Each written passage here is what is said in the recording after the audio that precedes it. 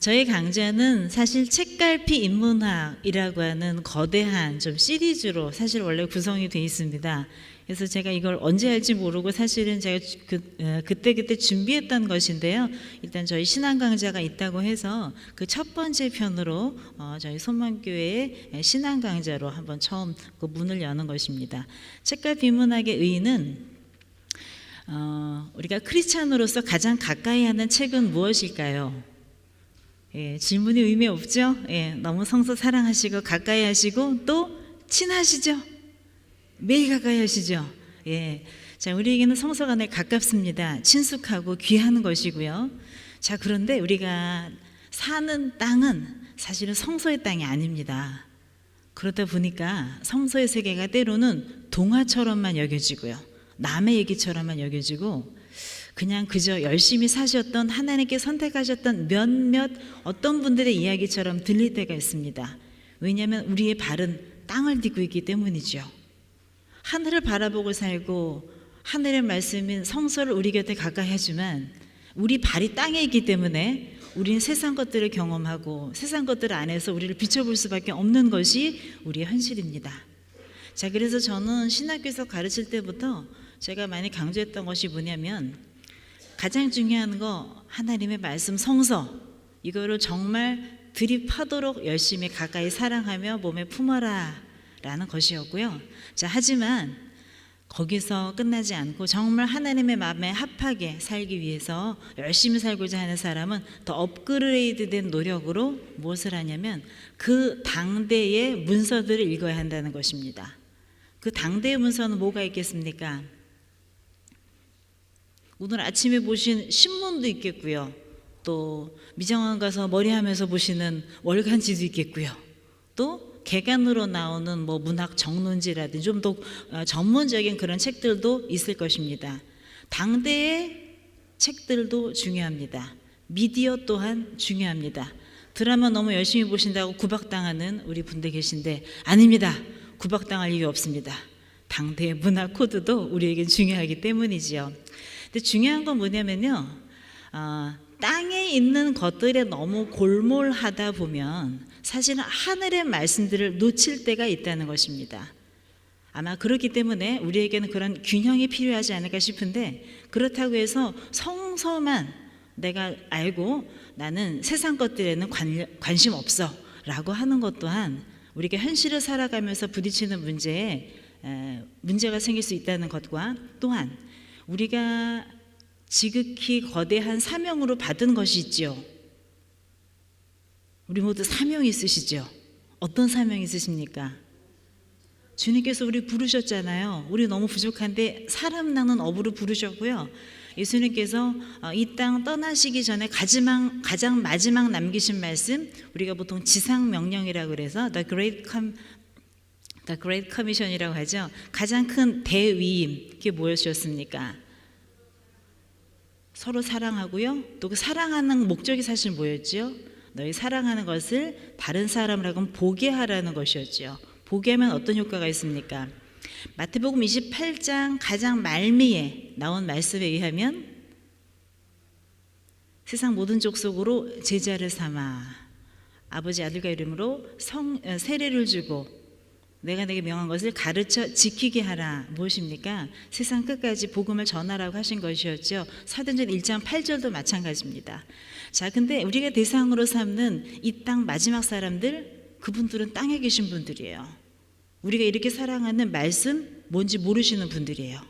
그분들에 다가갈 때는요, 그분들의 언어와 그분들이 매몰되어 있는 텍스트가 무엇인지 알아야 한다는 것입니다.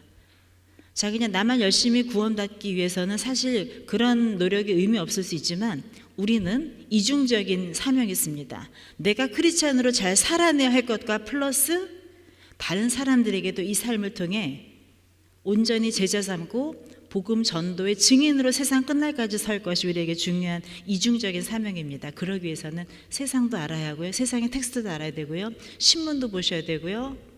월간지 또 그리고 각종 평론, 시사, 문화지 그리고 백분 토론 그리고 각종 미디어에서 전하는 일상에 관한 이야기, 드라마도 사실 우리에게 중요한 텍스트가 됩니다. 자, 그래서 저는 신학생들에게 현재적인 텍스트도 열심히 탐구할 것을, 하지만 그냥 좋아하고 거기 빠져서 팝콘 3박스 놓고서 막 그 연속 이어보기 16번 하고 이런 거 말고요. 내가 관점을 가지고 세상을 볼 필요가 있다는 것입니다. 책갈 비문학은 뭐냐면 지금 트렌드처럼 부상하고 있는 어떤 문과 쪽 계열의 그 문사철 관련된 과목들을 일컫는 그 함께 아울러서 이르는 학문들을 통칭하곤 하는데요. 저는 그야말로 우리 크리스찬들은 인문학을 이미 옛날부터 하셨던 분들이라는 생각이 듭니다. 성경 안에는요 문학이 있습니다. 아름다운 시편, 잠언, 아가서 문학입니다. Song of Songs 정말 아름다운 문학이지요. 예, 역사도 있습니다. 창세기 때부터 시작한 아브라함부터 발원해서 믿음의 조상을 이어서진 족장 시대부터 쭉 이어진 이스라엘 포로기 이후에 또 신약 시대에 이르기까지 이스라엘 민족들의 여정들, 역사 아니고서 무엇입니까? 그것을 고스란히 담고 있는 것이 바로 우리의 성경책이 것이거든요. 자, 철학은 어떠합니까? 철학은 별로 안 친한데요. 자, 철학은 사람의 기원에 관한 질문입니다. 내가 어떻게 살 것인가에 대한 생각, 어떻게 살 것인가에 대한 생각을 우리만큼 많이 하는 사람이 있으면 나와보라 그러세요. 자, 우리는요 실존 자체가 철학입니다. 그래서 문학, 역사, 철학 이 모든 것을 가장 이상적으로 연합해 놓은 책이 무엇이냐? 바로 여러분 매일 좋아하시는 성경책이 바로 우리 성경책이 우리의 텍스트 말씀인 것이고요. 우린 더해서 한 번 더 욕심을 내지 않는 것입니다. 우리의 현재적인 텍스트를 읽자.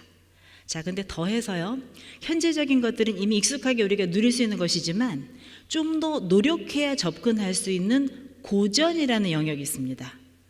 고전은 학교 생활을 열심히 한 학생들에게는 과제처럼 주어지는 거겠지만 학교라는 현장을 떠나 있는 어른들에게는 사실 좀 먼 것이고요. 내가 각별한 노력을 하지 않고서는 조금 접촉점이 좀 멀게 느껴지는 것이 아닌가 싶습니다. 책갈 비문학의 주요한 목적은 고전들, 조금 우리가 손에 닿기 좀 먼 것들을 중심으로 해서, 하지만 말씀을 우리 마음의 중심으로 삼고 사는 우리 크리스천들의 삶을 함께 비춰보는 두 가지 텍스트의 융합점을 함께 모색해보는 그런 시간으로 제가 기획한 것이고요. 그 첫 번째로 우리 인간의 문제를 가장 많이 상당 부분 많이 지적해주고 볼 수 있는 재미있는 책 중에 하나로 베니스의 상인이라는 책을 제가 골랐습니다. 책은 많이 들어보셨죠? 아마 내용도 다 아시고 아주 열심히 읽으시고 지금도 또 두고 보시는 분도 계실지 모르겠습니다. 예, 베니스의 상인을 한번 보려고 하는데요. 사실은 저희가 신앙 강좌라고 그래서 뭐 어마어마한 무슨 이 문학적 철학적 분석을 하는 것은 아니고 이 텍스트에 어떤 것이 있었는지 책을 함께 좀 보자는 것이고, 그리고 이와 더불어서 또 이것과 함께 우리가 삶을 끌어왔을 때 함께할 성서적인 고찰은 무엇인가, 이 두 개를 연결하는 단순한 구조입니다. 예, 그래서 우리가 내가 평소에 접하지 못했던 것들 한번 본문도 보고, 또 그리고 이어서 내가 신앙인으로서는 이것을 어떻게 봐야 하는 것인가를 한번 진단하고자 하는 것이고, 이게 신앙 강좌가 제 차례가 어떻게 돌아올지 모르겠지만 저를 만나주실 때마다 책 한 권을 신앙인의 마음으로 읽어낸다 라고 생각하시면 이 시간의 목적이 타당하다고 하겠습니다. 자, 우선 베니스의 상인 한번 볼게요. 자, 우리 셰익스피어 얘기를 안 할 수가 없죠. 예, 너무 유명한 분이기 때문에. 자, 이분의 직업은요, 영국의 극작가. 그러니까 대표적인 이분에 대한 설명입니다. 이분이 워낙 해놓으신 작품들이 많기 때문에 대표작이라면 뭐 이런 게 굉장히 많지만 우리가 아는 것보다 굉장히 많은 작품이 있더라고요. 자, 우리 그 추운 날 힘들어 오셨으니까 제가 퀴즈 하나 내겠습니다. 퀴즈 하나 낼게요. 다음 중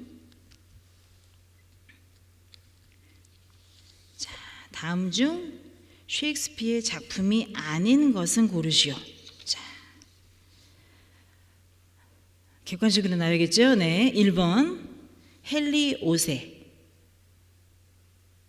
2번 줄리어스 시저, 3번 끝이 좋으면 다 좋아, 4번 겨울 연가. 웃으시는 거 보니까 아시는 것 같아요. 아시죠? 예. 자, 근데 사실 제가 이걸 몇 분한테 문제를 내봤어요. 그런데 의외로 못 맞추시더라고요. 왜 그러냐면 사실 헨리 5세 그러면 리처드 2세, 3세, 헨리 5, 6, 7세 아무튼 굉장히 많은 왕들에 대한 글을 썼기 때문에 5세 맞나? 막 이러면서 그 헷갈리실 분들, 왜냐하면 헨리 8세는 유명한데 헨리 5세? 예. 우리 보통 객관식 헷갈리게 낼 때 이제 그렇게 나오잖아요. 그런 것 같기도 하고. 줄리우스 시죠? 이건 워낙 쓴 사람이 많기 때문에 셰익스피어가 썼어? 예. 의문스럽기도 하고요. 또 끝이 좋으면 다 좋아. 왠지 70년대 무슨 영화 제목 같은, 예. 이게 바로 셰익스피어 작품입니다. 많이 알려지진 않았지만, 그리고 겨울 연가는 우리 윤사마로 유명한, 예. 우리 춘천이 관광지로 부상하게 된 결정적인 드라마, 그게 바로 우리 한국 드라마고요. 셰익스피어는 겨울 이야기를 썼습니다. 겨울 이야기. 근데 겨울 이야기도 참 재밌는 그 낭만 희극이라고 번역을 하는데요. 우리 지금 표현으로 하면 로맨틱 코미디, 로코물에 해당하는, 그런데 분위기가 결코 가볍지 않은 좋은 작품들이 참 많습니다. 셰익스피어는요, 여러 가지 재미있는 그 비하인드 스토리를 갖고 있는 그런 그 극작가이기도 한데요. 퀴즈 내니까 재미있는 것 같아서 하나 더 내보겠습니다. 예. 다음 중 윌리엄 셰익스피어의 부인 이름은? 자, 사지선다를 제가 드리면 아마 굉장히 헷갈리실 거예요. 예. 제가 그냥 말씀드리겠습니다. 앤 해서웨이. 나 그분 아는데. 그렇죠. 예. 그 지금도 왕성한 활동을 하고 있는 앤 해서웨이가 셰익스피어의 부인 이름이더라고요. 예. 그래서 연상이었는데 아무튼 그 셰익스피어의 부인으로 유일하게 기록되어 있는 그런 인물로 되어 있습니다. 원래 셰익스피어 일생을 보면은 여러 가지 그 곡절이 많았는데 결국은 그 당시 극장 문화에 정착을 하면서 창작을 하는 극장 디렉터 역할을 하고 스스로 배우 역할을 하기도 했고 하면서 이 극본들을 굉장히 많이 쓰기 시작했습니다. 그러면서 급부상하게 되면서 그 당대에 있었던 그 최고의 극작가로 알려지기도 했어요. 근데 사람들이 사실은 그 셰익스피어에 대해서 늘 좋게만 본 것은 아닙니다. 셰익스피어는 정식 그 학교 교육을 받지 못한 사람이었거든요. 그래서 막 그 뭐라고 할까 좀 공부를 많이 하시고 이 극작을 하시는 분들이 사실은 많이 그 이분을 놀리곤 했어요. 그래서 배우지도 못하고 이런 것들을 하는 굉장히 얕은 그런 극작가다 그래서 비난을 하기도 했는데 결국은 나중에 그렇게 비난했던 분들은 유니버시티 위치라고 그래서 오히려 배웠지만 제대로 하지 못하는 분들이라고 폄하되고 셰익스피어는 지금도 영국을 대표하는 그런 문학가로 대두되고 있습니다. 셰익스피어 삶 자체도 여러 가지 곡절이 많았고요.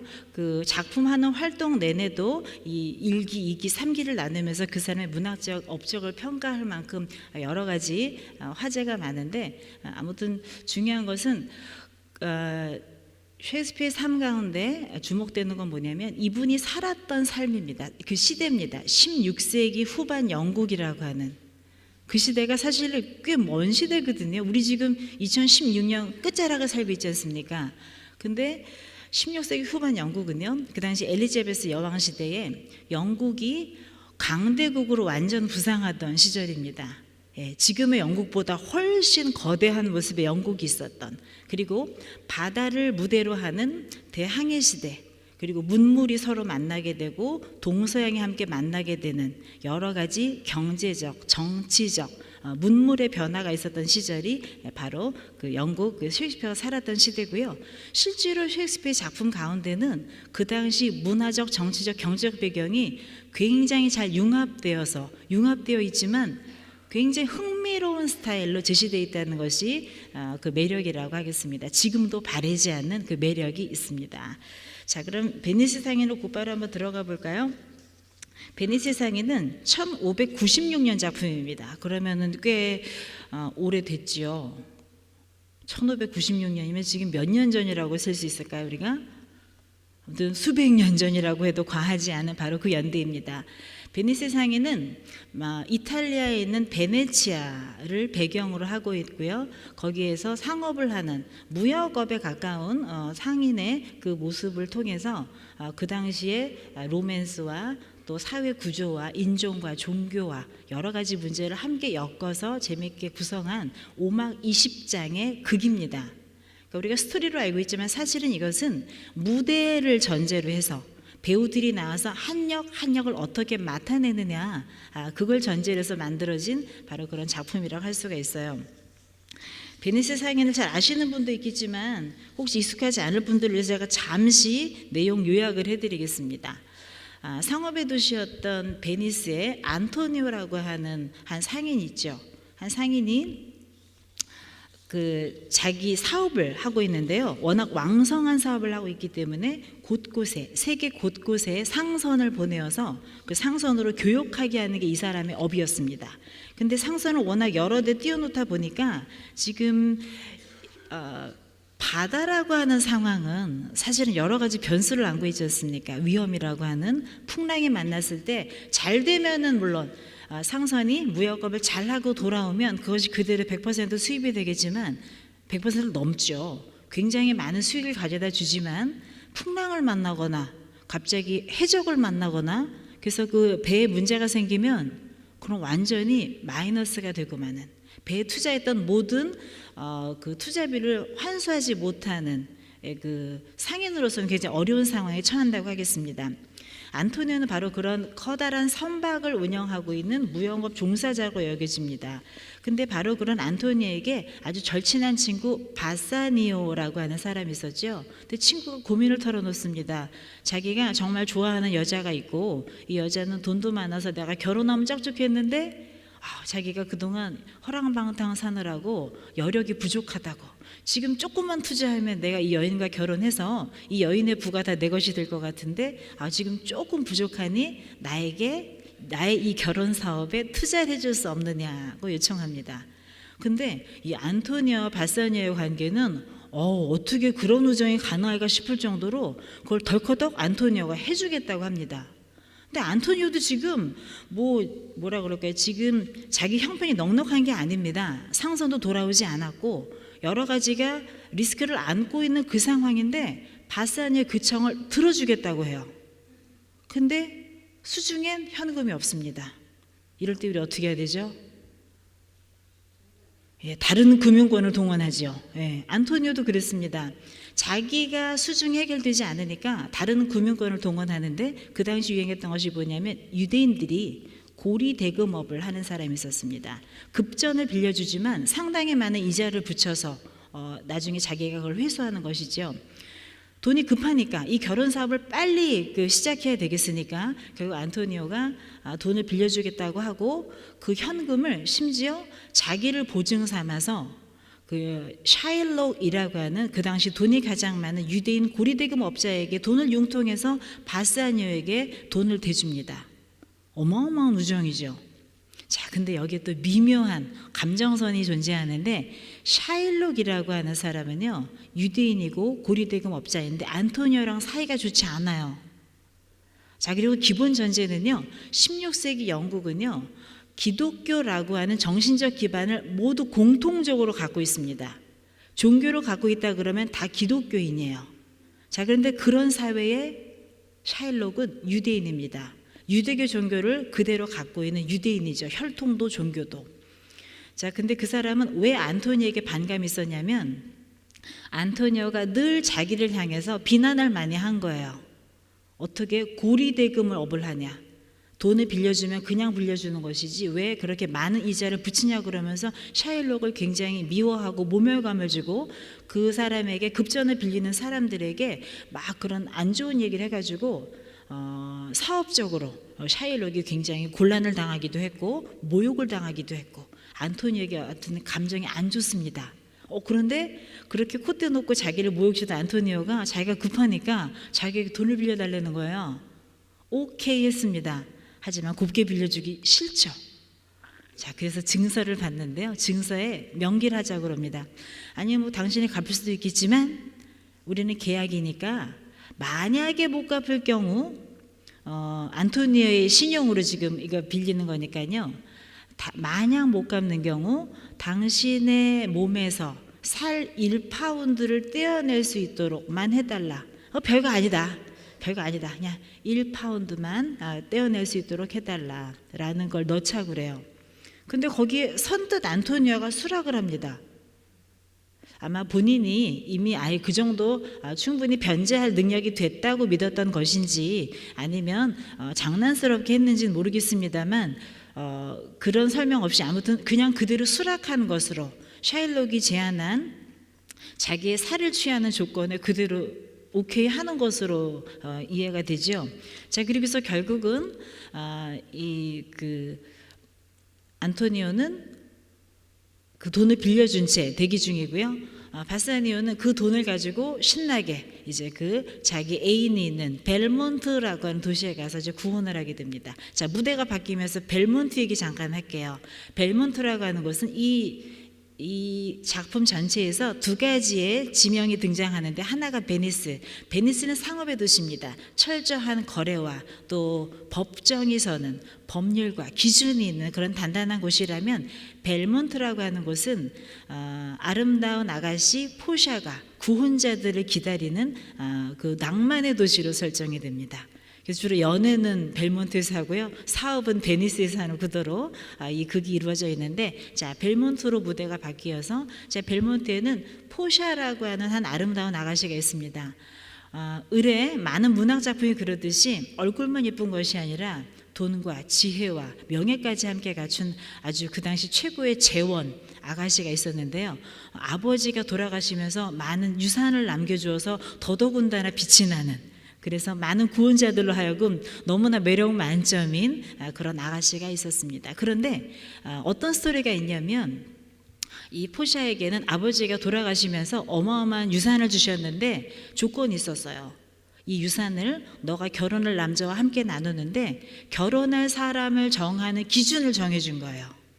자, 그러면서 아니 돌아가시기 바쁘셨을 텐데 어떻게 그런 그 디테일한 걸 결정하셨는지 모르겠으나, 자, 함을 3가지 주었습니다. 금으로 만든 함, 은으로 만든 함, 납으로 만든 함. 예, 우리 금도끼, 은도끼, 쇠도끼 하듯이 여기도 이렇게 3개가 아버지의 유언에 의해서 만들어져 있고요. 뭐냐면 모든 구원자들은 다른 거 필요 없이 이 3함 중에 하나를 꼭 택해야 돼요. 택하는데 그 함 안에 빙고 하고서 되는 게 뭐냐면 그 안에 포샤, 이 아가씨의 초상이 들여져 있는 그 함을 고르는 사람은 무조건 결혼하는 거예요. 옛날에 아버지들은 왜 그런 걸 남기셨는지 모르겠어요. 마음에 안 드는 사람이 고르면 어떡하라고? 예. 아무튼 예, 문학입니다. 이렇게 하고, 근데 룰이 있어요. 이걸 택할 때는 한 번 택한 사람은 이게 만약에 불발한다면 죽을 때까지 다시 청혼할 수가 없어요. 또 하나는 자기가 어떤 것을 골랐다는 걸 아무한테도 얘기하면 안 돼요. 그리고 다시 막 그런 조항들이 있기 때문에 신비가 있는 사실은 그 구원자이기도 하죠. 그런데 이 여인이 워낙 가진 것이 많으니까 정말 전 세계적으로 모로코 왕부터 시작해서 각 나라의 귀족들, 왕자들 다 와가지고 줄을 서는 겁니다. 내가 포샤랑 결혼하겠다고. 자, 그래서 그 하나씩 고르는 장면도 나오는데 그게 참 재밌어요. 예, 고를 때마다 디디, 그래서는 그 불발하면서 불발에서 나타나는 여러 가지 그 메시지들이 하나씩 있는데 그 메시지 하나하나도 다 셰익스피어가 다 라임을 맞춰서, 그래서 이거는 우리 한글로 번역된 거 보면 묘미가 안 나고요. 영어 잘 하시는 분들은 영문판으로 읽어보세요. 요즘 인터넷에도 그냥 무료로 링크되는 사이트가 굉장히 많습니다. 그러면 이게 다 라임이에요. true, you, 이렇게 다 가군을 맞춰서 하는 그 재미있는 말들이 있는데, 아무튼 자, 첫째 모로코와 그 다음에 어디 귀족, 자, 그 다음에 3번째 바로 이 바사니오가 나타나는 게 이게 동화죠. 예, 그래서 바사니오가 3번째 나타나서 고르는데요. 자, 뭘 골랐을까요? 자, 다 아시겠지만 납상자를 고르죠. 자, 납상자의 표면에 그렇게 써 있었습니다. 나를 고르는 사람은 위험하게 될 것이다. 막 그런 메시지가 있는데 바사니오가 위협적이긴 하지만 날 끌어당기는군? 이러면서 이걸 골라요. 자, 납상자가 따단 열렸는데 바로 그 안에 아름다운 여인 포샤의 초상이 담겨져 있었고, 결국 바사니오는 원했던 대로 투자한 거를 그대로 환수할 수 있도록 포샤의 남편이 됩니다. 자, 근데 그 즈음 안 좋은 소식이 들립니다. 뭐였냐면 각 나라에 나가 있던 안토니오의 배들이 너무 안 좋게 되어서 파선한 끝에 안토니오가 파산하게 되었다는 그런 이야기가 들리는 겁니다. 자, 그리고 이미 3,000 다카트라고 하는 이제 금액을 빌렸었는데 샤일록으로부터 지금 만료 기한이죠. 거기가 이미 지나버렸다는 겁니다. 그 소식을 벨몬트에서 바사니오가 신혼의 즐거움도 잠깐 그 소식을 듣게 되죠. 얼마나 마음이 아프겠습니까? 그래서 내가 당장 가보아야겠노라고, 당신과의 사랑을 맺어주기 위해서 자기를 희생한 친구를 돕기 위해서 난 지금 가겠노라고 했더니 포샤가 뭐 때문에 그러느냐, 3,000 다카트가 문제다 그랬더니 내가 그거에 2배도 주겠다, 아니 그거에 3배도 줄 수 있다, 그렇게 소중한 분을 그대로 죽게 할 수는 없다. 그래서 아무튼 든든한 후원을 얻고 바사니오가 결국 그 법정에 출두하게 되지요. 출두하게 되었는데 결국 안토니오, 샤일록이 그 배석한 가운데 무슨 일이 생기냐면요. 궁금하시죠? 어떻게 됐는지 다 아시는 내용인데 궁금하시죠? 그래서 제가 아예 대본을 가져왔어요. 베니스의 법정으로 우리 가보겠습니다. 아마 이거 전문을 다 보시긴 쉽지 않을 것 같아서 제가 쭉쭉 읽고 넘기는 식으로 할게요. 대사가 너무 재밌어서 여러분과 함께 보고 싶었습니다. 자, 그렇게 오게 된 베니스의 법정입니다. 자, 사막 1장에 위치하고 있고요. 자, 그때 이제 안토니오가 등장하고 공작이라고 하는 사람이 그 당시 아마 그 법정 전체를 주관하는 인물로 나옵니다. 그래서 공작이 아마 그 지역에 대한 권한을 갖고 있기 때문에 재판 중간에도 여러 가지 자기 권한을 행사하더라고요. 자, 근데 이 상황에서 지금 어떤 일이 생기냐면 등장하는 사람 안토니오는 당장에 들어야 되겠고요. 바사니오 친구니까 오고요. 그라시아노 친구, 살라리노 친구, 관리 서기, 그리고 군중, 흰 옷 입은 6명의 고관, 자, 그리고 포샤가 등장하네요. 포샤는 벨몬트에서 지금 결혼하고 남기고 온 바사니오의 부인인데 포샤가 법정에 와 있습니다. 자, 법학 박사 같은 복장을 하고 등장. 지혜로운 여인 포샤가 변장을 하고 남장을 하고 이 법정에 나타난 것입니다. 그것도 이 법정이 사실 문제가 많이 되어서 의뢰를 받은 법학 박사가 있었는데 그 사람인 척 행세를 하기 위해서 법복을 입고 딱 나타난 겁니다. 근데 어떻게 변장을 감쪽같이 했는지 아무도 못 알아보는 설정으로 돼 있어요. 자, 그리고 지금 포샤가 등장합니다. 극중에 나오는 포샤는 지금 법관의 위치로 여기에 배석해 있는 바로 그 사람을 얘기하죠.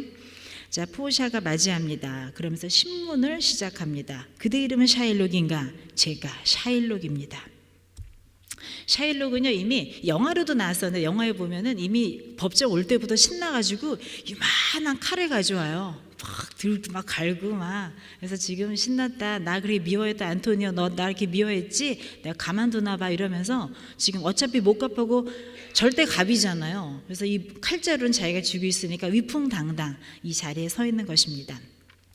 포샤가 법관으로서 권합니다. 그대의 이번 소송은 매우 이례적인 소송이요. 하지만 소송 절차에 있어서 이상이 없으니 베니스의 법률로서는 그대를 비난할 수는 없소. 안토니에게 묻습니다. 지금 피고로 와 있는 거죠. 그대의 생사는 원고에게 달려있다는데 그렇지 않은가? 예, 인정하고요. 자, 그랬더니 포샤는요. 그렇다면 유대인이 자비를 베풀 수밖에 없소. 그러니까 웬만하면 이렇게 그 충돌로 가지 않고 가진 측에서 은혜를 베풀기를 중재하러 사실을 온 겁니다. 자비를 베풀어 달라고 처음 얘기합니다. 근데 샤일록의 태도가 아주 초지일관해요. 자, 뭐라고 하냐면 도대체 무슨 이유로 그래야만 되지요? 그렇죠. 자긴 지금 모든 칼자를 다 쥐고 있는데. 자, 그랬더니 포샤가 굉장히 긴 대사를 하는데요. 이게 굉장히 의미 있는 말입니다. 기독교적으로. 자, 제가 이 그 표시한 부분만 읽어드리겠습니다. 자비는 이와 같은 속세의 권력 상좌에 임하고 있어. 자비는 제왕의 심령 가운데 높이 자리 잡고 있어. 자비는 영생 불멸의 덕이요, 따라서 자비로서 정의를 중화할 때 속세의 권력도 천도에 합당하게 되는 법이요. 그대는 끝내 재판을 주장하나 재판으로는 우리들 중에 한 사람도 구원을 받을 수는 없어. 자, 그러니까 사실 우리가 송사까지 가는 건 뭡니까? 화해하지 못하는 거죠. 합의가 안 됐을 때 사실은 세상의 권력을 가지신 그 중립적인 위치에 그 권위자에게 가서 판결을 기다리는 거 아닙니까? 하지만 가장 좋은 것은 자비를 가졌다고 생각하는 사람이 자비를 베푸는 것이 가장 좋은 것이고, 샤일록은 계속 뭐라고 하면 정의를 주장해요. 정의로서 우리가 구원받을 수 없어. 우리가 얼마나 사실 미천한 죄인입니까? 정의를 주장하면요, 우리는 사실 이 자리에 있을 수 없는 것이죠. 주님의 자비로 덮여서, 정의와 자비가 지금 만나는 순간인데요, 지금 포시아는 자비에 대한 비중을 더 두고 있는 것이죠. 자, 그러면 샤일록은 계속 재판을 진행시켜 달라고 증서대로라는 말을 계속 강조합니다. 증서대로 합시다. 자, 그러니까 포시아가 다시 다른 문제를 살핍니다. 아니, 그러면 정말 체불 능력이 없는지, 진짜 이걸 지급할 능력이 없는지를 묻는데, 그때 친구 바사니오가 얘기하죠. 이미 자기가 갖고 있는 돈이 있잖아요. 부인이 준 거. 아니, 돈이 이렇게 많습니다. 이것으로 줄 수 있습니다. 그리고 이것이 부족하다면 제 손과 목, 심장을 저당해서라도 내가 이걸 갚겠습니다. 얼마나 마음 아프겠어요. 자기 때문에 지금 여기까지 와 있는데. 자, 그랬더니 이제 포샤는 또 굉장히 중립적인 법관 역할을 합니다. 그럴 수는 없습니다. 베니스의 여하한 권력도 제정된 국가의 법을 고칠 수는 없습니다. 일단 판례를 남기면 선례가 되어서 국가의 가지가지 과오가 속출하게 됩니다. 샤일록이 너무 신난 거예요. 오, 명판 다니엘이 오셨네. 다니엘, 젊으신 명판사님 감사합니다. 아주 기분 좋은 거예요. 포샤가 진짜 제대로 객관적으로 하는구나, 막 신뢰를 막 실는 거죠. 다니엘이 왜 나오냐면요, 다니엘은 그러니까 6세기 예언자로 알려져 있죠. 그 당시에 우리는 다니엘서, 예언서에 나온 다니엘만 보는데요, 사실 구약 외경에 나온 다니엘서가 있는데 그 부분을 보면 다니엘이 중요한 재판관으로 등장합니다. 그래서 사람들 사이 미묘하게 판결이 어려운 것들을 너무 멋있게 중재해서 지혜롭게 딱 판결을 내린 사람으로 대표적으로 등장해요. 그랬더니 이제 유대인이 이 말을 하는 거죠. 구약 성경을 잘 아는 사람이기 때문에 명판사 다니엘이 오셨네. 막 너무 신나는 거예요. 포샤가 자기 도와주러 온 줄 아는 거예요. 자, 그 증서를 보여주시오. 자, 증서를 보여줍니다. 자, 근데 포샤가 무슨 중재안을 또 내냐면 3,000 다카트인데 이 다카트에 3배를 지불하고 받는 것으로 그냥 끝냅시다. 그 정도면 손해나지 않는 거 아니냐는 얘기죠. 그러니까 사실 그 살 한 덩어리를 취해서 뭐 하겠습니까? 그래서 중재를 미리 하려고 하는 것입니다. 자, 그랬더니 샤일록이 계속 뭐라고 하냐면 선서를 했습니다. 하늘에 맹세했소. 내 영혼에 위섭죄를 씌울 수 있을까요? 천만에요. 베니스를 다 준대도 안 됩니다. 이건 뭡니까? 돈이 필요하지 않다는 겁니다. 돈이 목적이 아니라는 겁니다. 자, 그리고 그랬더니 그러면은 원금 3배를 받고 증서를 찢도록 해달라는 중재를 하지만 샤일록은 계속 증서대로 해달라고 하고 당신이 이러면 안 된다고 증서대로만 하겠다는 표현을 계속합니다. 자, 그랬더니 포샤가 결정하죠. 할 수 없네요. 그러면은 원고의 칼을 받을 준비를 하십시오. 샤일록은 계속 감탄합니다. 훌륭하신 재판관님. 자, 그리고 이 증서는 문면에 적힌 과력이 번역이 좀 어려운 거여서 설명이 들어있어요. 문장이나 편지에 적혀있는 대강의 내용. 그러니까 이 문면에 적힌 과료, 죄에 대한 대가로 지불해야 되는 돈, 이 법률의 의미 목적으로 충분히 시인되어야 할 성질의 것이요. 자, 샤일록 계속 동의합니다. 자, 그러니 가슴을 푸시고 이제 받으란 얘기를 하는 거죠. 자, 샤일록 너무 신나가지고 그럼요, 가슴 입죠. 심장이라고도 번역이 되는데 증서에 이렇게 써 있습니다. 안 그렇습니까? 심장 바로 옆으로부터. 너무 신나는 거죠. 자, 그랬더니 포샤가 질문 달리해서 그러면 무게를 달 저울이 있냐고 묻습니다. 준비 왔다는 겁니다. 그러면 의사를 불러달라고 합니다. 출혈이 과다되면 죽을 수도 있으니까 원하는 건 살이지 생명이 아니잖아요. 자, 그랬더니 증서에 그렇게 적혀 있습니까? 이렇게 묻습니다. 증서대로 하겠다는 겁니다. 증서에 없는 건 절대 안 하겠다는 얘기로 뻗팅기는 것이죠. 써있진 않지만 그 정도 인정을 베푸는 것이 당연합니다. 없습니다. 증서에 없기 때문입니다. 자, 피고는요 아주 그냥 착하게 말을 합니다. 막 그러면서 결국 이대로 죽음을 받아들이겠다는 얘기를 하는 거죠. 바사니오가 너무 안타까워서 안토니에게 마지막 사랑 고백을 우정의 고백을 하는데 너무 절절해요. 옆에 아내가 있는지도 모르고 이 얘기를 하는 거예요. 내 아내는 생명과도 같이 소중한 여자일세. 하지만 그 생명 자체도 아내도 전 세계도 내게는 당신의 생명보다 귀중한 것이 못 되네. 난 모든 것을 버려도 좋아. 모든 것을 희생해도 좋으니까 어떻게 해서든지 이 악마로부터 자네를 구하고 싶네. 자, 그랬더니 포샤가 끼어듭니다. 부인이 옆에 있다가 그 소리를 들으면 별로 고마워하지 않을걸요. 이런 말을 딱 재판관으로서 딱 흘립니다. 그러니까 굉장히 포샤의 그 대사나 지점이나 캐릭터 자체가 위트가 있으면서도 아주 뭐랄까 짜릿한 전곡을 찌르는 그런 골개미가 있습니다. 자, 그랬더니 결국은 뭐라고 하냐면 샤일록이 크리스찬 남자들이 난 저렇다니까 이런 표현까지 합니다. 예수 다니는 남자, 그 교회 다니는 남자들은 다 저렇다니까. 자기 궁하면 부인을 버리기도 한다니까. 바로 그 얘기입니다. 나한테도 딸이 하나 있는데 크리스찬은 사위로 맞을 바엔 강도 바라바의 혈통한테 주어버리는 게 낫지. 이런 표현까지 나옵니다. 그러니까 유대인의 기독교인을 향한 그런 반감 같은 걸 표현한 재미있는 표현인 것 같아요. 자, 그러면 집행하십시오. 저 상인의 살 1파운드는 원고의 것입니다. 법정은 이를 원고에게 주는 것입니다.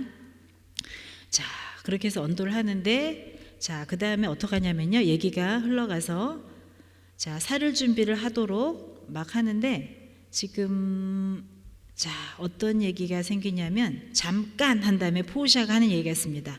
자, 막 칼을 막 들었는데 이 증서에는 1파운드의 살을 가진다는 얘기만 있고 피는 한 방울도 주면 안 됩니다. 왜? 살 1파운드만 취하기로 돼 있기 때문에. 증서에 의하면 그렇습니다를 강조하는 거예요. 근데 그게 어디 가능하겠습니까? 그래서 요즘은 수술을 뭐 감마 나이프 이런 걸로 한다고 하긴 하는데요. 그래도 피는 나지 않나요? 아무튼 지금 여기가 아주 굉장히 재미있는 하이라이트인 거죠. 그랬더니 너무 놀라는 거죠. 아니 그럴 리가. 자, 그러면서 그냥 근데 그거에 단순한 문제가 아닌 게 뭐냐면 살을 베어냄에 있어서 크리스찬의 피 한 방울이라도 흘릴 때는 원고의 토지나 재산은 베니스 국법에 의해서 모두 국고로 몰수하겠소라는 말을 하는 거예요. 아니 이거 지금 혹을 때려왔다가 혹이 더 붙게 생기는 일이 바로 이 대사에서 반전이 되는 겁니다. 자, 근데 이게 어쩔 수가 없는 게 뭐냐면 지금 샤일록이 앞부분에 계속 강조한 말이 뭐예요? 증서대로, 법률대로, 정의에 의거하여. 자, 근데 증서를 진짜 보니까 살 1파운드만 취하는 겁니다. 그것도 1파운드여야지 1파운드 플러스 0.000 파운드가 조금 더 뜯겨 나가면 안 되는 거예요. 재산 몰수예요. 자, 그래서 결국 불가능하다는 것을 알고 나서 결국 샤일록이 포기하죠. 원금만 주면 가겠습니다. 처음에는 원래 아까 3배 준다는 거 주세요. 그랬더니 아까 문서대로 하자고 하지 않았습니까? 캔슬. 자, 원금만 주십시오. 안 돼요. 캔슬. 자, 그러니까 이게 뭐야? 그럼 맘대로 하세요 하고 나가려고 했더니 잠깐. 외국인이 베니스 도시인을 생명의 위협을 가했을 경우는 베니스 법에 의해서 이 사람에게 굉장히 중형을 처하는 판례가 있는 거예요. 이제 그걸 적용하면서 결국은 샤일록은요 사형에 처해질 위기에 처하고 모든 재산은 국고로 몰수될 위기에 처하게 됩니다. 그리고 이 사람의 사형에 관한 권한은 공작이 책임지게 되는데 공작은 결국 어떻게 하냐면 내가 그리스도인의 자비로 그리스도인이 얼마나 자비로운지 보여주기 위해서 생명은 취하지 않겠노라 라고 하면서 결국 그거를 용서하는 장면이 나오고 안토니오는 결국 그걸 받아서 이 사람이 갖고 있는 재산을 원래는 피고에게 주게 돼 있는데 나는 재산 필요 없고 이것을 사실은 제가 얘기를 안 했는데 샤일록의 딸이 있었는데 딸이 사랑하는 남자를 찾아서 가면서 자기 종교도 개종하고 크리스찬 남자랑 결혼했거든요. 그래서 그 사람에게 그 딸에게 죽은 다음에는 남겨주는 것을 서약한다면 내가 거기에 동의하겠다라고 하면서 완전히 결정권자가 을이었던 안토니오가 완전 갑으로 되는 역전에 예수님의 뒤집기라고 하죠. 그게 바로 이 법정에서 일어나게 됩니다. 그래서 결국은 샤일록은 몸만 겨우 구해서 나가게 되고요. 또 안토니오가 조건 하나를 겁니다. 이게 모든 것을 자비로 다 받아줄 텐데 대신 기독교인이 될 것에 대한 얘기를 마지막으로 하게 되고요. 샤일록이 좋습니다라는 마지막 수락을 하면서 그게 결국 이루어지게 됩니다.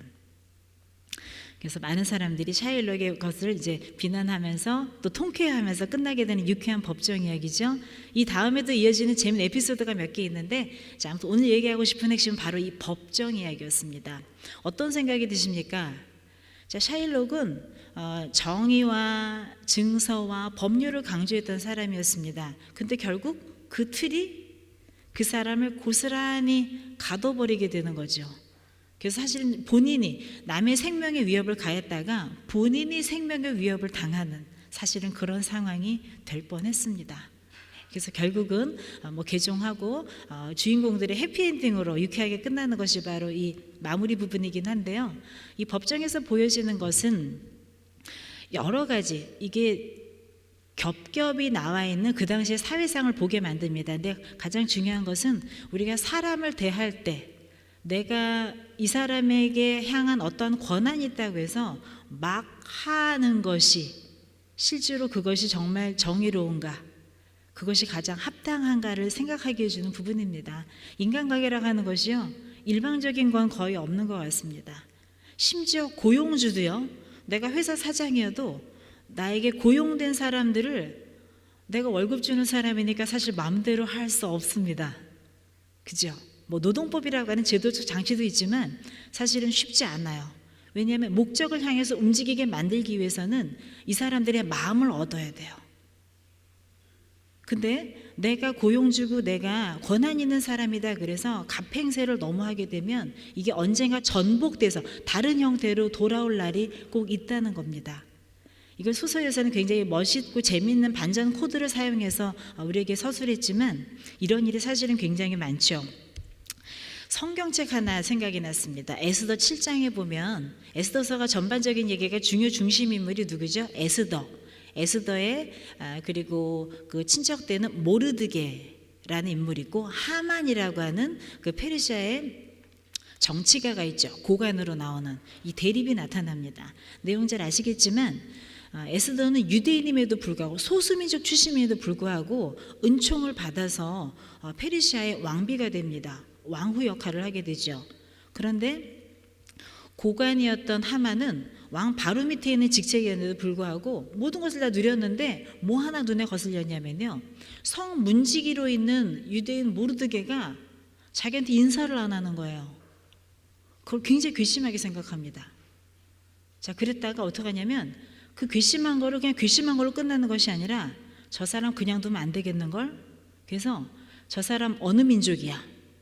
유대인이랍니다. 그래? 내가 저 사람 하나 죽이는 것만도 내 마음에 차지 않아. 저 사람이 속한 모든 민족을 완전히 몰살시켜 버릴 거야 라는 마음을 품습니다. 그래서 그거를 아주 차근차근 모의를 해요. 자, 그리고 마지막엔 어떤 일이 진행되면서 어떤 일이 생기냐면 이 사건이 이게 법제화되는 과정에 그 소식이 모르드게를 통해서 에스더 왕후에게 전달이 되죠. 유대인 전체가 죽게 생겼다. 너가 좀 힘을 써봐라. 에스더가 처음엔 만류하다가 나중엔 죽으면 죽으리라. 결국 나서서 그 일을 중지하게 되는데요. 처음에 부르지 않으면 나설 수 없었던 왕후의 모임에도 불구하고 스스로 왕에게 먼저 면담을 요청하는 거죠.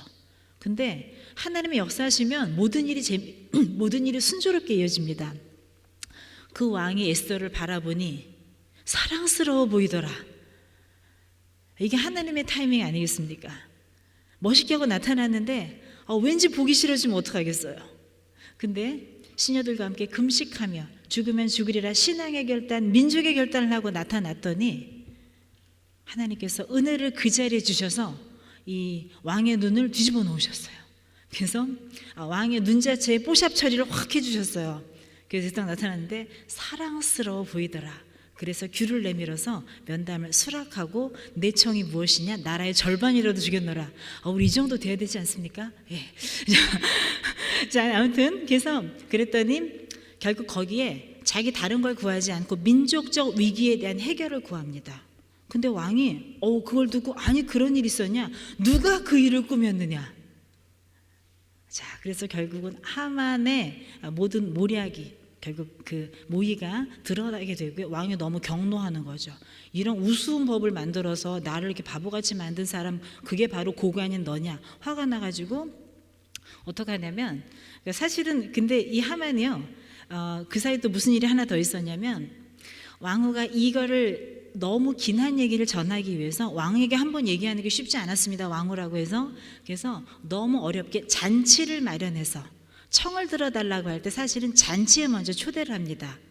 굉장히 주도면밀하게 진행하는 거죠. 잔치에 먼저 초대를 하는데 왕이 오소서. 근데 하만과 함께 오소서. 함께 올 사람을 꼭 집어서 얘기합니다. 그러니까 하만이 너무 영광스러운 거예요. 와, 신하가 이렇게 많은데 왕후의 잔치에 초청받은 사람은 나 혼자다. 그래서 더 기고만장합니다. 그래서 기분 이만큼 좋은데 성문을 또 지나가는데 모르드게가 여전히 인사를 안 해요. 그러니까 화가 자기가 기고만장했던 것만큼 화가 더 나는 겁니다. 그래서 그때는 유대민족 몰살 이걸 떠나서 어떻게 하냐면 저 모르드게를 완전 잔인하게 죽여야 되겠다. 그래서 사람들에게 자문을 받아서 50규빗 되는 장대를 매달아 죽이겠다는 사형대 설치까지 다 하고 온 거예요. 내가 모르드게를 일러서 왕에게 일러가지고 모르드게를 여기 달도록 해야지라는 마음으로 사실 왔는데 갑자기 완전히 반전되어서 오히려 공격을 받는 위치가 된 겁니다. 거기다 또 아주 안 좋게 되려면 또 굉장히 안 좋게 되죠. 그래서 왕이 잠깐 나간 새 왕후를 붙들고 제발 저 살려주세요 막 무릎 꿇고 빌고 있는데 그 모습을 멀리서 왕이 보고 비주얼만 딱 보고 우리 왕후한테 지금 접근하는 거야? 아니 이런 나쁜 이러면서 화가 정말 많이 나서 이 사람을 어떻게 하랴 그랬더니 아마 이 하만의 안티였던 것 같습니다. 이제 한 사람이 귀뜸을 합니다. 지금 사실은 사람을 달아 죽이려고 한 장대가 저 밖에 있습니다. 그래? 그 장대에 이 하만을 달아 죽여라 라는 명령으로 지금 사실 이렇게 하고요. 이게 바로 연두색 이 부분입니다. 왕을 위하여 충성된 말로 고발한 모르드게를 달고자 하여 하만이 높이가 50규빗 되는 나무를 준비했는데 이제 그 나무가 하만의 집에 섰나이다. 왕이 이르되 하만을 그 나무에 달라 하매 모르드게를 매달려고 한 나무에 하만을 다니 왕의 노가 그치니라. 이러면서 사실 8장부터는 유대인들의 축제 분위기로 전환하는 그 전환점이 여기서 있습니다. 하만의 죽음으로. 어떻습니까? 하만은 모르드게가 너무 싫어서요. 그 사람 죽이려고 만든 장치였어요. 유대인 몰살 계획, 이 50규빗 장대, 이 사람 죽이려고 한 거였어요. 근데 어떻게 됩니까? 몰살은 본인이 당하죠. 장대에도 자기가 매달리죠. 우리가 이런 경우를 가르쳐서 한자어로 자승자박이라는 표현을 씁니다. 스스로 자자고요. 승자는 포승줄 할 때 쓰는 밧줄이라는 뜻입니다. 그리고 박하면은 결박하다 할 때는 묶는다는 뜻의 한자어죠. 자기 밧줄로 자기를 묶는다는 뜻입니다. 내가 밧줄을 막 사랑해. 이 밧줄로 나쁜 사람 다 묶어야지 하고서 밧줄 열심히 준비했는데 결국 그 밧줄에 내가 묶이게 된다는 이야기입니다. 내 꾀로 도모했지만 그것이 그대로 이루어지는 것이 아니라 오히려 자기의 올무가 되어서 그 자기가 조성했던 모든 피해와 위해가 자기에게 가해지게 된다는 그 틀을 우리는 많은 역사 속에서 사건을 발견합니다. 베네치아 상인의 법정이 그러했고요. 또 우리 에스더에서의 하만이 몰락하는 부분 얘기가 딱 바로 그러합니다.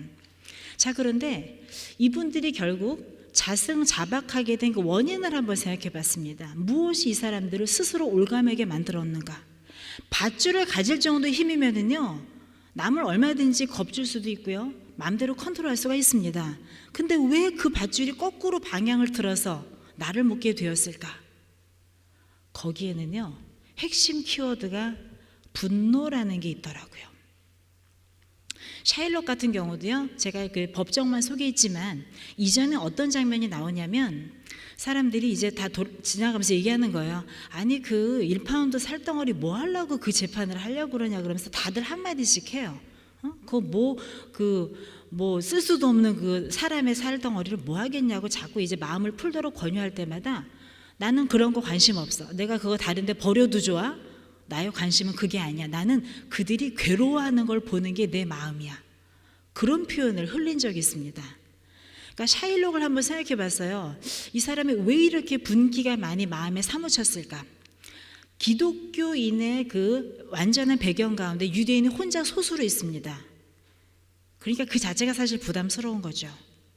그리고 유대인들은 여기서도 굉장히 셰익스피어도 그 반유대인적인 정서가 있지 않을까 싶을 정도로 유대인을 멸시하는 표현들이 굉장히 자연스럽게 막 나와요.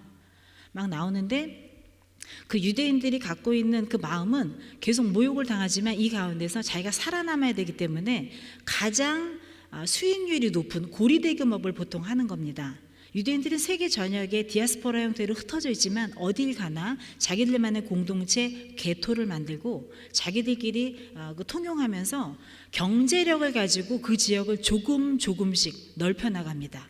실제로 지금 미국 사회를 지배하는 가장 큰 돈줄은 유대인 슈퍼리치가 쥐고 있다는 그런 말이 있을 정도로 유대인의 힘이 굉장히 큰 것이죠. 샤일록이 그렇게 해서 고리대금업으로 이렇게 성장하고 있는데 자리 잡았는데 이 역할 때문에 많은 모욕을 당하는 겁니다. 기독교인들에게. 그래서 이미 거기에 대한 반감과 모욕감, 그래 내가 지금은 참고 있지만 내가 기회가 오기만 해봐라 라고 하는 분노가 그동안 사실은 차곡차곡 쌓였던 것입니다. 아마 안토니아와의 그렇게 말도 안 되는 계약을 한 것도 복수를 위한 계기가 되리라 라고 하는 그런 마음에서 비롯되었던 것이고, 이 법정에서도 그렇게 살기 등등한 잔인해 보이는 것을 강행하는 데는 이 사람이 잘했다는 것이 아니라 이 안에 있는 분노가 성장하고 뿌리를 내리고 열매를 맺고 장성해진 결과물이 아닌가 싶습니다. 하만도 생각해 봅니다. 하만도요, 이 사람이 뭐가 부러울 게 있습니까? 페르시아 그 당시 거대 제국입니다. 유례를 찾아볼 수 없는 굉장히 큰 제국이고 그 제국의 왕담의 위치에 고관이다. 자기가 컨트롤하는 사람 굉장히 많고요. 재력도 있었을 것이고 명예도 충분하고요. 그런데 이 사람의 그 마음을 무엇이 비집어 놓았습니까? 그 문지기 한 명이 인사 안 했다고 그 마음이 뒤집어집니다. 그러니까 우리가 이렇게 인간이 약한 부분이 있습니다. 하나님이 허락하신 게 너무너무 많은데요, 지나가면서 나랑 상관없는 사람이 한 말 한마디가 갑자기 주먹을 나가게 하고 갑자기 보복심을 불러일으키고 참 지혜롭지 않지 않습니까? 이렇게 많은 것을 가졌는데, 그러니까 이미 내 안에 많은 것을 가졌지만 이 사람은 마음이 부요한 게 아니에요. 걸신이 가득한 거예요. 아직도 뭔가 급한 거예요. 그거 무시하면 어때요? 아유, 저 사람이 그냥 오늘 컨디션이 안 좋은가 보다, 그리고 원래 저런 인간이 있나 보다, 그냥 그러면 되잖아요. 그럼 모든 것이 자기 것이 될 것이었는데 그거 하나를 첩치하겠다고, 그것마저도 내 것으로 컨트롤 하겠다는 마음이 벌써 불행을 일으킨 겁니다. 그러니까 이 사람을 계속 미워하죠. 분노하죠. 인사를 하루 이틀 안 했겠어요? 분노를 계속 혼자 쌓는 겁니다. 아마 모르드게는 감각이 없었을지도 모르겠어요. 혼자 분노를 쌓는 겁니다. 나중에 결국 막 50규빗 장대 세우는데 이거 돈 안 들었겠어요? 힘 안 들었겠어요? 힘들어서 그 보복을 하려 마음을 담았다는 건 뭐냐면 그 안의 분노가 비정상적으로 비대해졌다는 것입니다. 우리 마음을 한번 돌아봅시다. 우리가 새벽마다 말씀 보고 말씀 들으며 채워가는 하나님의 거룩한 속사람이 있습니다. 그런데 때로는 이 속사람을 방해하는 티끌이, 돌덩어리가 있지 않습니까? 근데 그 돌덩어리를 밀어내지 못하고 계속 내 안에서 키우고 있진 않나요? 별거 아닌데 눈을 크게 들어서 하나님의 큰 세계, 죄인인 나를 구원해준 하나님을 생각하면 아무것도 아닌 일에 내가 괜히 아침 잘 먹고 나와서 괜히 하루 종일 찝찝하고 그 사람 내가 만나기만 해봐라, 다음에 이런 말을 해줘야지 막 대사 쓰고 있고, 우리에겐 혹시 그런 분노가 내리게 된 적개감이 우리 마음을 엄습하고 있지는 않습니까? 잠식하고 있지는 않습니까? 제가 볼 때는 이 두 텍스트의 비극의 원형이 됐던 사람은 자기 안에 스며들었던 분노를 해결하지 못한 사람이에요. 근데 그 분노가 놀랍게도 자기를 삼켜버리게 됩니다. 분노라는 감정이 내 안에 들어왔을 때 그것은 하나님이 원하시는 감정이 아닙니다. 그래서 해가 지기 전에 보내버리라고 하죠. 심지어는 예배드리러 왔다가도 형제와 화목지 못했으면, 마음이 불편하면 그 형제와 분노를 풀고 와서 예배드리라고 하지 않습니까? 예배가 최고다 하지만요, 예배보다 더 선행되어야 될 것이 내 마음에 불편한 형제를 향한 마음들 내려놓으라는 겁니다. 왜?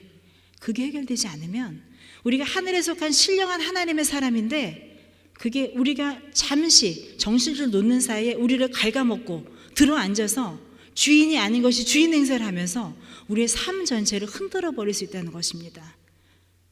우리는 구원의 은혜와 이것을 전해야 될 사명이 우리의 마음을 가득 채워야 되는데, 오히려 그 사람 향한 분노와 보복심과 적개심으로만 우리가 주에게 전도되어서 우리 인생이 망가져 버린 일이 없도록 우리 마음을 돌아봤으면 좋겠습니다. 자, 분노는 씨앗으로 들어옵니다. 결코 돌탱이로 들어오지 않습니다. 씨앗으로 던져질 때 그것을 여러분 훌 하고 던져버리십시오. 이미 돌탱이가 되어서는 발기질로 안 됩니다. 발기질 하다가 내 발뿌리가 다칩니다. 남이 도와줘도 안 됩니다. 그러기 전에 씨앗으로 올 때 던져버리십시오. 오늘 아침에 혹시 마음을 불편하게 했던 사람이 있습니까? 마음이 불편했던 혹시 신문 기사가 있습니까? 털어버립시다. 우리에겐 더 큰 하나님의 자비가 우리를 구원의 손길로 이끌고 있지 않습니까?